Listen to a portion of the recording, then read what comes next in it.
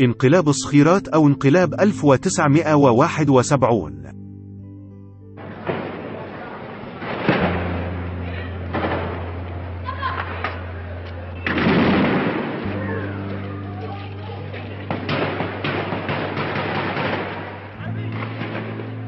هي محاولة انقلاب فاشلة تمت بمدينة الصخيرات بالمغرب في القصر الملكي.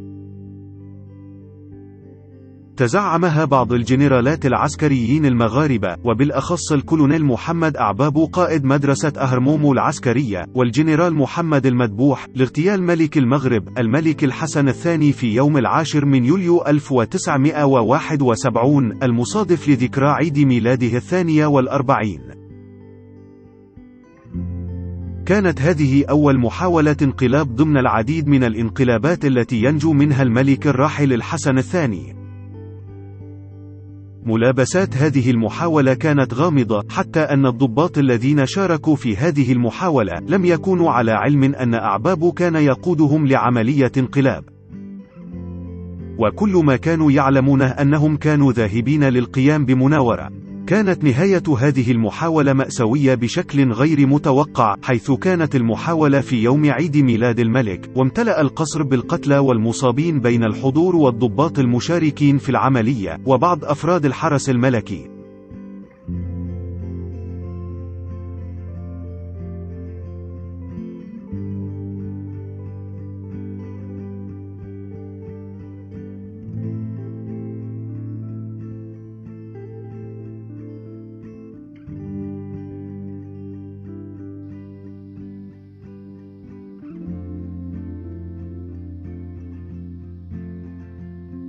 وجد الضباط الذين نجوا من تلك المذبحة أنفسهم في النهاية بسجن تزممارت المرعب في منطقة معزولة في صحراء شرق المغرب. ورغم الفوضى العارمة التي نتجت عن تلك المحاولة، إلا أن الملك الحسن الثاني نجح بإحكام سيطرته على الوضع، وعاد للإمساك بزمام الأمور. وكان الجنرال محمد المدبوح هو من قاد هذا الانقلاب احتجاجا على الفساد، ولكنه قتل أثناء الهجوم الذي حصل على قصر صخيرات على يد الكولونيل محمد أعبابو الذي كان من المفترض أن يكون شريكه، إلا أنه عاد وقام بالانقلاب عليه.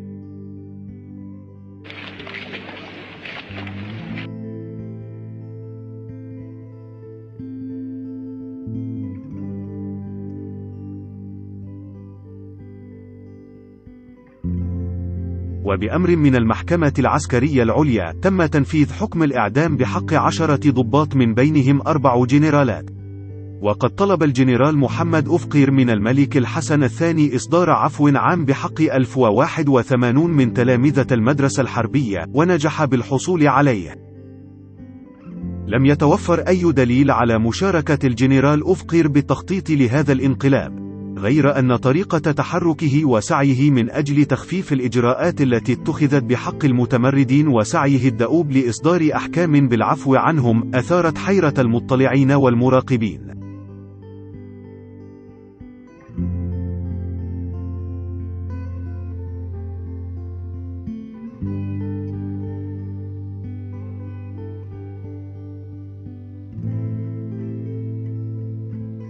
Un des soldats qui était là-bas, un des cadets,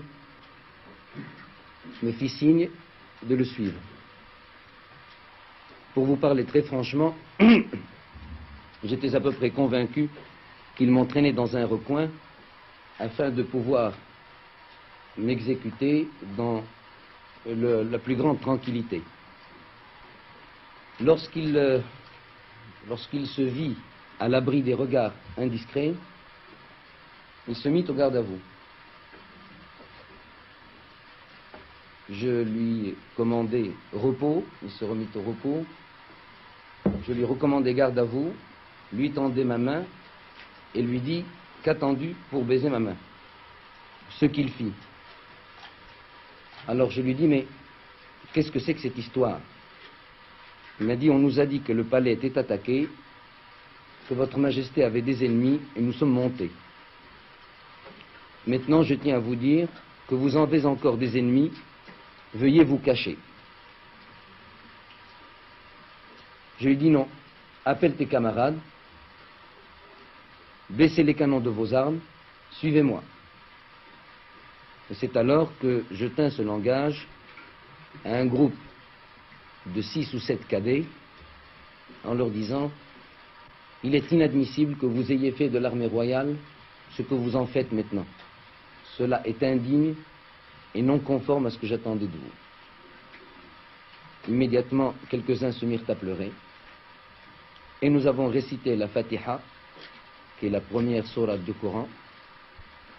Et je dois dire qu'à partir de ce moment-là, ça a été le dernier épisode, l'épisode du dénouement, qui a fait que j'ai pu récupérer tous les officiers qui étaient prisonniers et les expédier dans les différentes régions ou les différents services du royaume. Serait-il possible de rencontrer et d'interviewer les officiers rebelles actuellement arrêtés? Je dois vous répondre que, en principe, ces officiers auraient dû être passés immédiatement par les armes. Et je crains que vous n'ayez pas le temps de le faire, car je crains que demain soir, à cette heure-ci, ils ne soient exécutés après qu'ils nous aient donné les renseignements nécessaires.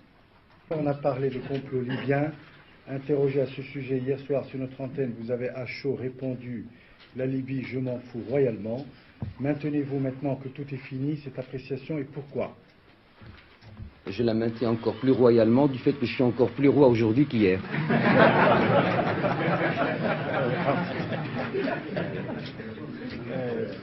Quelles sont, Majesté, les dimensions et la nature des pouvoirs accordés par le roi Hassan II au général Oufkir, et quelles limites est-elle fixée à leur durée? Le général Oufkir et le général Driss se départagent la tâche. Malheureusement, ils n'ont plus leur troisième homme, qui était le général Bachir, qui a trouvé la mort hier. L'un et l'autre jouissent de pouvoirs étendus à la mesure de la confiance que j'ai en eux, mais il est certain qu'aucun texte, aucune situation n'est venu pour créer quoi que ce soit ou amenuiser quoi que ce soit. Nous sommes actuellement dans une situation transitoire, pragmatique, qui fait qu'on met the right man at the right place, et on verra par la suite. ادعمونا بلايك للفيديو واشتراك بالقناة، فهذا يدعمنا كثيرا.